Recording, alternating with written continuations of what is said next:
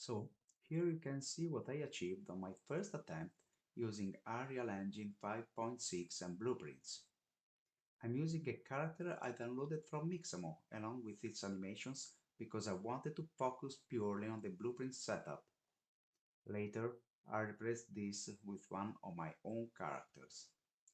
You can rotate the camera with a mouse and move using the WASD keys forward, backward, left and right.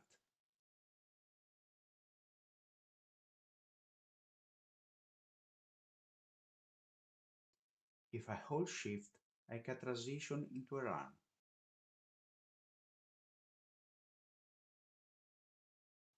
I can also jump with the spacebar. Then I implemented a simple attack. When the character is idle, the attack plays as a full body animation, but when the character is walking, as you can see, the attack affects only the upper body. The same applies while running. Locomotion continues while the upper body plays the attack. Now I'll quickly show the blueprint setup. In the character blueprint, I'm not using the event graph for movement, because I handle input through a custom player controller. In the character blueprint, I mainly set up the spring arm and the camera. In the player controller, I mapped keyboard and mouse inputs to drive movement, looking around, jumping, and attacking. I also set up the core gameplay logic to manage walk and run speed and to provide the basic values needed by the animation system. Later, I plan to control individual actions using Boolean variables, switching them on and off as different inputs are triggered. For the attack, I'm using an anim montage. Locomotion, including walking, running, and jumping, is handled through a state machine inside the animation blueprint.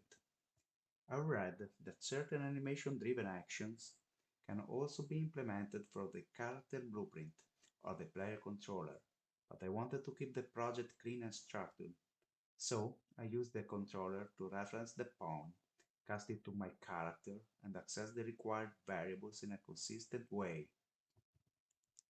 The animation blueprint is where things became the most challenging for me, because I'm still new to this visual scripting system. I initialize my variables using try get pawn owner, which is available by default in the animation blueprint. Then I cast to my character to access custom variables and data from the character movement component. From there, I set up the variables needed from the anim graph.